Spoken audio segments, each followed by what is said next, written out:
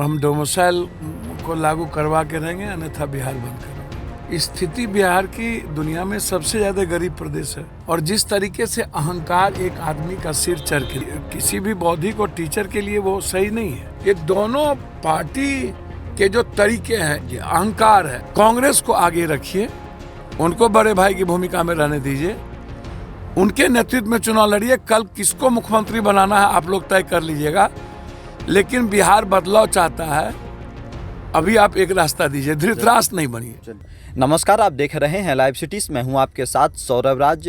तिरहुत स्नातक उपचुनाव में जो परिणाम आए हैं वो क्या संकेत दे रहे हैं, इसके ऊपर बातचीत करने के लिए मेरे साथ पप्पू यादव हैं। पप्पू यादव से बात करेंगे। पप्पू जी, तिरहुत स्नातक उपचुनाव का परिणाम आपने देखा, निर्दलीय प्रत्याशी वहाँ पे जीत दर्ज की। क्या संकेत हैं और क्यों निर्दलीय प्रत्याशी को वहाँ के जो स्नातक वोटर्स हैं उन्होंने क्यों चुना निर्दलीय प्रत्याशी को?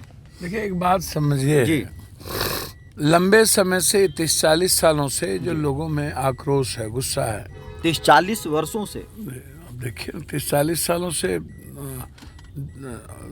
मतलब दो भाई, दो व्यक्ति जी और कई व्यक्तियों का जो राज है, और जो जिस तरीके से ये लोग लगातार बिहार की स्थिति को समझिए। जी, देखिए, बिहार में अब डोमिसाइल मुद्दा इम्पोर्टेंट हो जाएगा और हम डोमिसाइल को लागू करवा के रहेंगे, अन्यथा बिहार बंद करेंगे। आप डोमिसाइल लागू करवाइएगा? बिल्कुल। कोई बाहर के छात्रों को बिहार में प्रवेश नहीं दीजिएगा? नहीं, मैं वो नहीं कह रहा हूँ मैं किसको दूंगा किसको नहीं दूंगा। मैं कह रहा हूँ कि आप 10%, 15%, 20% आप दीजिए। 80% डोमिसाइल मुद्दे पर 80% पर कोई कंप्रोमाइज़ नहीं होगा, किसी भी कीमत पर कंप्रोमाइज़ नहीं होगा, क्योंकि स्थिति बिहार की दुनिया में सबसे ज़्यादा गरीब प्रदेश है। दुनिया में सबसे गरीब प्रदेश सबसे गरीब प्रदेश है, सबसे ज़्यादा पलायन है, सबसे ज़्यादा बेरोजगारी है। जब हम सबसे ज़्यादा बेरोजगार हैं, मुद्दे आप इसको आप लेते नहीं हैं, आप इस मुद्दे को उठाते नहीं हैं। अब दूसरी बात, आप आम आदमी की ज़िंदगी जिस तरीके से अभी आप फिर चुनाव में निकलिएगा, कहीं कहिएगा हम 1000 टका देंगे, 2000 टका दे करके 1000 टका दे के महिलाओं को कहिएगा कि हम तो आपको दिए ना 3 महीना। आप भी निर्दलीय जीते थे, बिहार में अब निर्दलीय कैंडिडेट जीत रहे हैं ऐसा लग रहा है। भैया मेरी बात समझिए, आपके खिलाफ भी जेडीयू आरजेडी थी। तिरहुत स्नातक उपचुनाव में भी देखिए, का चुनाव और संख्या का चुनाव 10,000 या 12,000 वोटर होता है ये। और जिस तरीके से अहंकार एक आदमी का सिर चढ़ के, देखिए अहंकार, सीतामढ़ी सांसद जी भी जिस अहंकार में बात की है और जिस तरीके से उन्होंने बातचीत की, वो किसी भी बौद्धिक और टीचर के लिए वो सही नहीं है। टीचर को आप इस तरीके से अहंकार में कोई जागीर नहीं है, शिक्षक या पढ़े, आप इसको समझिए। आम आदमी बदलाव चाहता है बिहार में, इन लोगों से निकलना चाहता है। और जो एक व्यक्ति हैं जो अहंकार से निकल ही नहीं रहे हैं, आप उससे देवेश चंद्र ठाकुर के कारण जेडीयू की हार हुई। देखिए देवेश जी, आप ये कहना चाह रहे हैं? भैया आप इसको नहीं, आप इसको ऐसे नहीं समझिए। धन, बल, पैसा, ताकत, सरकार सब ना था, सबके पास ना पैसा था। एक आदमी जो पैराशूट से आया है ऊपर से, जो पैसे के बदौलत चाहता है बिहार बनाना, बिहार को वोटर को खरीदना, कभी सूडान कह देता है। प्रशांत किशोर की बात कर रहे हैं? भैया वो उससे बड़ा, वो सेकंड पोजीशन पे थे उनके कैंडिडेट। कोई सेकंड थर्ड नहीं, कितना पीछे आप वो देखिए ना। 20 करोड़ रुपया डॉक्टर का लगा दिया, अब फिर पैसा पे चलेगा। हद हो गया, तो पैसे तो लगाया 20 करोड़, 1 करोड़ नहीं। उसके बाद आप राजद और जदयू के कैंडिडेट को देख लीजिए कितना कितना पैसा लगाया, और भी लोगों के बारे में देखिए। इसको तो पैसा टेका था नहीं, इस टीचर को, ये तो भी जीत दर्ज पाठक से लड़ गया था। ये टीचर इसके तो जिंदगी खत्म कर दिया था पाठक। तो मैं बधाई दूंगा इस व्यक्ति को कि इन्होंने संघर्ष करके एक रास्ता बनाया जी, मतलब छोटा रास्ता नहीं बनाया। अब सबसे बड़ी बात क्या है, आप इसको समझिए भैया। ये दोनों पार्टी के जो तरीके हैं, ये अहंकार है, ये दोनों पार्टी का जो लोगों के बीच जो एक मतलब जो इन लोगों ने जो 40 सालों में किया है, अब वो गुस्सा आरजेडी और जेडीयू भैया दोनों, अब उसको आप जान ही रहे हैं कौन ये। अब गुस्सा लोगों के भीतर है कि नहीं, एक नया रास्ता, नई चीज, नई बात, नए लोग आवे। तो फिर आरजेडी और जेडीयू के अलावा तीसरा कौन है बिहार में? भैया आप वक्त और समय का इंतजार कीजिए ना, अब देखिए ये लोग जिस तरीके से कर रहे हैं। अब तो लालू यादव भी बोल दिए कि इंडिया गठबंधन का नेतृत्व राहुल गांधी के जगह ममता बनर्जी को दे देना चाहिए। देखिए मैं एक बात बता देता हूँ, बीजेपी से आप जब भी लड़ोगे जी, बीजेपी जी, वो अपने गठबंधन को तवज्जो देता है ना, और बाद में उसको गला मोड़ के फेंक देता है। बीजेपी अभी क्या किया शिंदे के साथ, रेड्डी के साथ, चंद्रबाबू नायडू के साथ, पहले क्या किया, नीतीश के साथ क्या किया। देखो बीजेपी नीतीश कुमार जी को समाप्त करेगा, इसको लिख लेना, फिनिश कर। बीजेपी तो मुख्यमंत्री बनाए हुए हैं। बीजेपी मुख्यमंत्री बनाए हुए है, बीजेपी कृपा पर ना अभी है भाई, बीजेपी कृपा है। देखें नीतीश कुमार जी जोरन थे अभी तक जी, जिधर जाते थे, लेकिन नीतीश कुमार जी का जो उम्र है अब वो मार्गदर्शक का है, वो उम्र अब कोई बदलाव, कोई चेंजिंग वहाँ नीतीश राज अब नहीं है, वहाँ अफसर राज है बिहार में जी, वहाँ पर अफसर राज है। वहाँ कोई लोकतांत्रिक सरकार अब नहीं चल रही है, वहाँ बिल्कुल अफसर का दादागिरी, गुंडागिर्दी। तो बिहार में क्या थर्ड फ्रंट बनने जा रहा है? भैया थर्ड फ्रंट की बात हम नहीं कर रहे, हम लालू यादव भी आंख दिखा रहे हैं अब कांग्रेस को। भैया एक बात आप समझिए, कांग्रेस के बगैर बीजेपी से कोई क्षेत्रीय पार्टी नहीं लड़ सकती, आप इसको समझिए। कश्मीर से कन्याकुमारी, पूरब से पश्चिम, उत्तर से दक्षिण, साउथ से नॉर्थ, बीजेपी और कांग्रेस। बीजेपी तो नॉर्थ में नहीं है, साउथ में भी नहीं है, बीजेपी हिंदी पट्टी में है, लेकिन कांग्रेस तो देश के हर हिस्से में है। आप बीजेपी के बगैर कैसे बीजेपी हर हिस्से में, लेकिन आप कांग्रेस के बगैर बीजेपी कमजोर है ना, कहीं कमजोर नहीं है, कहीं कमजोर नहीं। आज अपना संगठन पर ध्यान दे और क्षेत्रीय पार्टी पर समझौता करे। बीजेपी अपने गठबंधन एलाइज को रेस्पेक्ट, कांग्रेस रेस्पेक्ट देती है, बीजेपी नहीं, कांग्रेस। आप उठा करके देखिए, हम एक सीट के कारण उन्होंने गठबंधन नहीं तोड़ा, हमारी सीट जबकि हम ज्वाइन किए, गठबंधन नहीं तोड़ा, आपको ही छोड़ दिया गया, हमको ही छोड़ दिया, रोड पर हम खड़े हो गए, आपको रोड पे भेज दिया, खड़े हो गए जी। तो ये तो बिहार की जनता और पूर्णिया की जनता को थैंक्स कि उन्होंने हमको बचा लिया, बेटा की तरह जिता दिया, जिंदा कर लिया।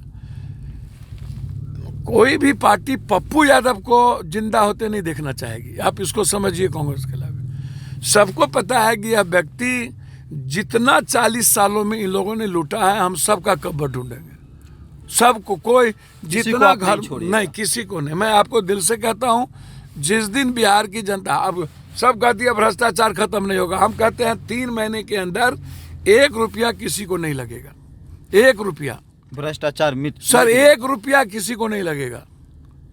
और राम राज और अकबर राज क्या होता है ये हम दिखाएंगे। रात के 2 बजे यदि लड़कियां अकेले नहीं चले तो मेरा नाम बदल दीजिएगा, 12 बजे तक मार्केट खुला रहेगा, ये मैं आपको तो ये जो पैसा का खेल कुछ लोग खेलते हैं जी, मैं उनको एक नेक सलाह देता हूं कि आप पैराशूट से आए थे, आप बहुत कमाए, बिहार को गाली देना छोड़ दीजिए और आप 7 जन्म में क्या 10 जन्म में मुख्यमंत्री का सपना देखना बिहार में छोड़ दीजिए। आप प्रशांत किशोर से ही लड़ रहे हैं। मैं हम किसी से नहीं लड़ रहे, लड़ना चाहिए सत्ता पक्ष वालों से, हम जो किसी सत्ता से में। फिर वो क्या है जो किसी से लड़ेंगे हम? अच्छा, आप लड़ नहीं रहे हैं, क्या बोलते रहते हैं बिना पेंदी का लोटा, जो सबको छोड़ा, जिसको सबने छोड़ा, जो नीतीश कुमार का, ममता बनर्जी का, अरविंद केजरीवाल का, कांग्रेस का, बीजेपी का, किसी का हुआ नहीं। हाँ, वो इतने ईगो में रहते, इतने महत्वाकांक्षा उसकी बड़ी हुई है, उसको डेमोक्रेसी का कुछ पता ही नहीं, को का सब माफिया और पैसे वाले और रिटायरमेंट को लाता है और वो यार ये रिटायरमेंट जो लुटेरे लोग हैं, IAS IPS जो लूट के लाया, वो देश चलाएगा, वो बिहार चलाएगा। और जो संघर्ष करता है, जो पूरी जिंदगी रहता है, वो क्या करेगा? कि एक आदमी का साथ सजदा का भी पैसा लगाया, उस MLC जो मुसलमान जी था उसका भी वो पैसा लगाया। इसका क्या जाता है? ये पैसे वाले को लाता है और ये झूठ फूस का अपना नाम कमाता है। 20 करोड़ रुपया खर्च करेगा, उसको किसी को वोट आ जाएगा? ये तो झूठ का नाम कमाता है। ये क्या बात आप करते हैं? इसीलिए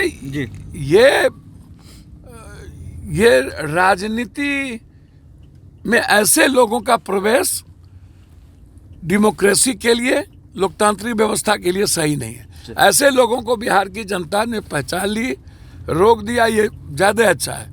राजनीति का मतलब है संघर्ष।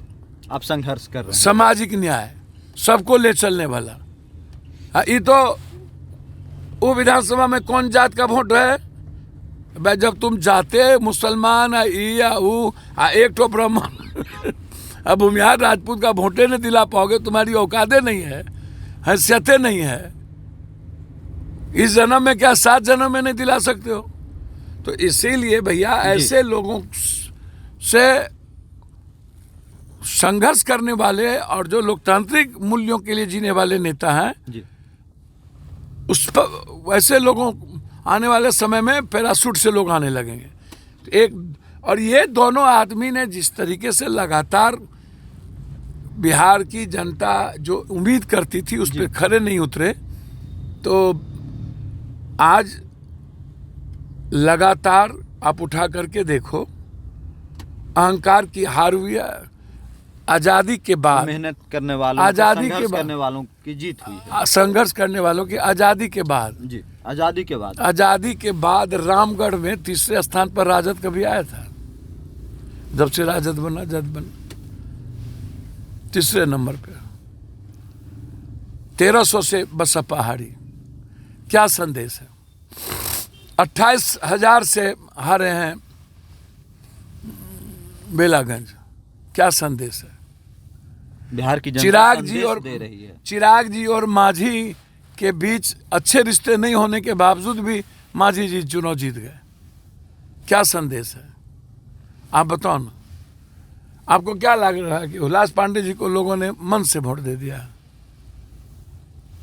हुलास पांडे तो चुनाव नहीं लड़ रहे थे, जो उनके लड़के को दिया। क्या भतीजा को जो भी लड़े दिया ना वोट, परिस्थिति के कारण दिया ना, बीजेपी को नहीं दिया।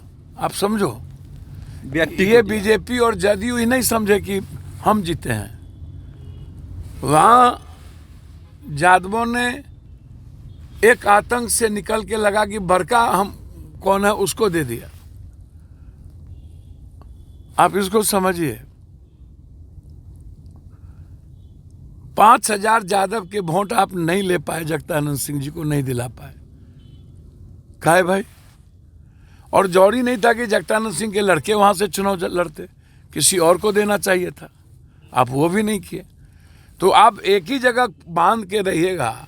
और लालू यादव जी देखिए नेता हैं, हम उनका सम्मान करते हैं जी। लेकिन मैं इतना जानता हूं जी कि लालू यादव जी से आग्रह करूंगा, पैर हाथ जोड़ता हूं, प्लीज